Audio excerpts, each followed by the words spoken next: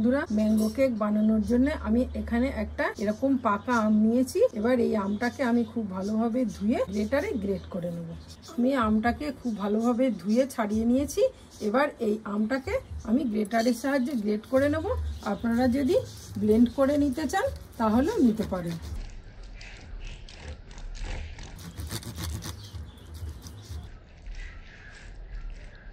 আমটা এরকম খুব সুন্দর পাকা আমই লাগবে, আর কালারটা যত আমের ভালো হবে কেকের কালারটাও তত সুন্দর হবে।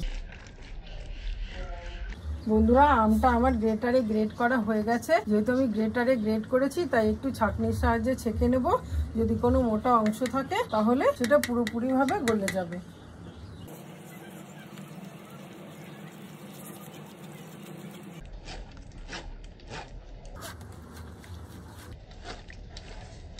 বন্ধুরা, আমার আমের পাল্পটা ছেঁকে নেওয়া হয়ে গেছে। আমি এই কাপটা মেপে সুজি নেবো, তাই জন্য এই কাপ মেপে হাফ কাপ চিনি নিয়েছি, আর এই কাপেরই মোটামুটি 3 ভাগের 1 ভাগ আমের পাল্প নিয়েছি।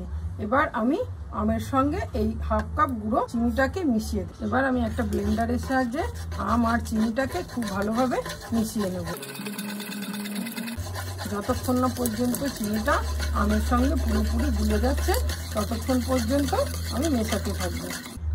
আম আর চিনির গুঁড়োটাকে আমি খুব ভালোভাবে মিশিয়ে নিয়েছি। এবার 1 কাপ গুঁড়ো সুজি আমি এই আম আর চিনির সঙ্গে মিশিয়ে দিলাম। দিয়ে আমি এটাকেও আম আর চিনির সঙ্গে খুব ভালোভাবে মিশিয়ে নেব।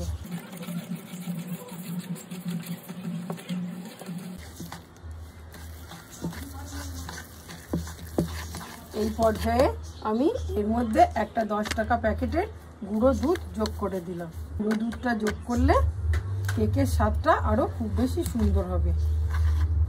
এবার আমি রুম টেম্পারেচারে রাখা দুধ, যেটাকে আমি আগে থেকেই জাল করে রেখেছিলাম, সেটাকে অল্প অল্প করে আমি এই মিশ্রণটার সঙ্গে মেশাতে থাকবো।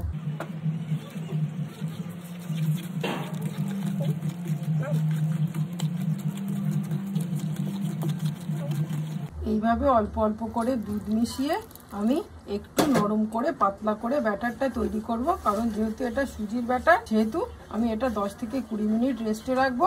তখন আর একটু ফুলে যাবে, ফুলে গিয়ে ব্যাটারটা শক্ত হয়ে যাবে। আমার এখানে আরও একটু দুধ লাগবে। দেখুন বন্ধুরা, আমি প্রায় 1 কাপ মতো দুধ নিয়েছিলাম। এখানে হাফ কাপেরও একটু বেশি দুধ আমি ব্যবহার করেছি। এবার আমি এটাকে খুব ভালোভাবে ব্লেন্ড করব। যত ভালো ব্লেন্ড করা হবে কেকটাও তত সুন্দর স্পঞ্জি হবে। বন্ধুরা, আমি অল্প অল্প করে দুধ মিশিয়ে সুজির ব্যাটারটাকে আমি এরকম করেছি। এবার আমি এটাকে 10 থেকে 20 মিনিটের জন্য রেস্টে রেখে দেবো। কারণ যেহেতু এটা সুজি, রেস্টে রাখলে সুজিটা ফুলে যাবে আর ভালোভাবে সেট হয়ে যাবে।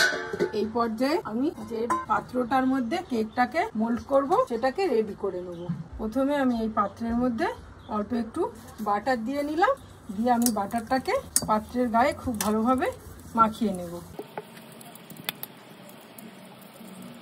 এবার এই পাত্রের মাপে আমি একটা সাদা খাতার কাগজ কেটে রেখেছি, সেটাকে এর উপরে বসিয়ে দেব। দিয়ে উপর থেকে আবারও একটু বাটার আমি এই কাগজের উপরে দিয়ে দেব। দিয়ে কাগজের উপরে হাতের সাহায্যে বাটারটাকে চারিদিকে এইভাবে ছড়িয়ে দেব।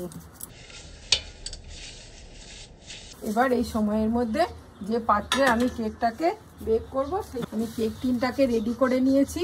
এবার যে পাত্রটার মধ্যে আমি কেকটাকে বেক করব সেই পাত্রটাকে রেডি করে নেব। তার জন্য আমি একটা কড়াই বসিয়ে কড়াইটাকে গরম করে কড়াইয়ের মধ্যে কিছুটা পরিমাণ লবণ দিয়ে দিলাম। এই লবণটা আমি আগেও অনেকবার ব্যবহার করেছি।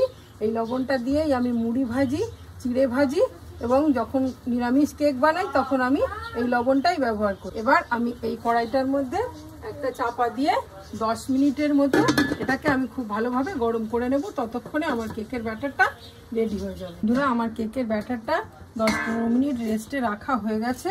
এবার আমি এর মধ্যে যোগ করে দিলাম 2 চামচ বাটার। আপনারা চাইলে এখানে সাদা তেল বা ঘি যে কোনো কিছুই ইউজ করতে পারেন। বাটারটাকে দিয়েও আমি খুব ভালোভাবে এই ব্যাটারটার সাথে মিশিয়ে দেব। এবং এটাকে খুব ভালোভাবে ব্লেন্ড করব। যত ভালো ব্লেন্ড করা হবে তত সুন্দর কেকটা ফুলবে। বাটারটাকে আমি খুব ভালোভাবে মিশিয়ে নিলাম।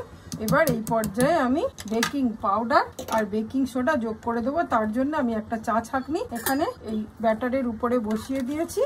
চা ছাঁকনির মধ্যে আমি 1 চামচ বেকিং পাউডার দিয়ে দিলাম। দিয়ে দেবো 1/2 চামচ পরিমাণ বেকিং সোডা। বেকিং পাউডার আর বেকিং সোডাটা খুব ভালোভাবে আমি চেলে নেব।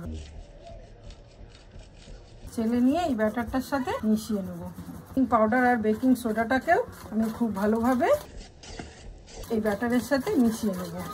বন্ধুরা, বেকিং পাউডার আর বেকিং সোডাটা আগে থেকে মিশিয়ে রাখা যাবে না, কারণ বেকিং পাউডার বেকিং সোডাটা দেওয়ার সঙ্গে সঙ্গে এর মধ্যে একটা ক্রিয়া তৈরি হতে থাকে এবং এটা যদি আমি বেশ খানিকক্ষণ রাখি তাহলে এটা আগে থেকেই ফুলে যাবে। ওভেনে দেওয়ার পরে আর খুব বেশি ফুলবে না। বন্ধুরা, এখানে আমি এই কেকটার মধ্যে লবণ ব্যবহার করিনি, যেহেতু আমি যে বাটারটা ব্যবহার করেছি সেই বাটারটা আমার সল্টেড বাটার ছিল। দেখুন বন্ধুরা, কেকের জন্য আমার ব্যাটারটা এইরকম ঘনত্বের হয়েছে। এবার আমি এটাকে কেক টিনের মধ্যে ঢেলে দেবো। এটাকে আমি একটু উপর থেকে ঢালবো যাতে সব দিকে খুব সমানভাবে ছড়িয়ে যায়, এর মধ্যে কোনো হাওয়া ঢুকে না থাকে। আমার পুরো ব্যাটারটা কেক টিনের মধ্যে ঢালা হয়ে গেছে। এবার এটাকে আমি এইভাবে একটু ট্যাপ করে দেবো যাতে ভিতরে কোনো ফাঁকা জায়গা বা হাওয়া থাকলে পুরোপুরি সেট হয়ে যায়। এবার এদিকেও আমার যে কেকটাকে বেক করবো সেটা খুব ভালোভাবে গরম হয়ে গেছে। এর মধ্যে আমি একটা স্ট্যান্ড বসিয়ে দিয়েছি। আমি আস্তে আস্তে এই কড়াইয়ের স্ট্যান্ডের উপরে বসিয়ে দেব, দিয়ে চাপা দিয়ে দেব।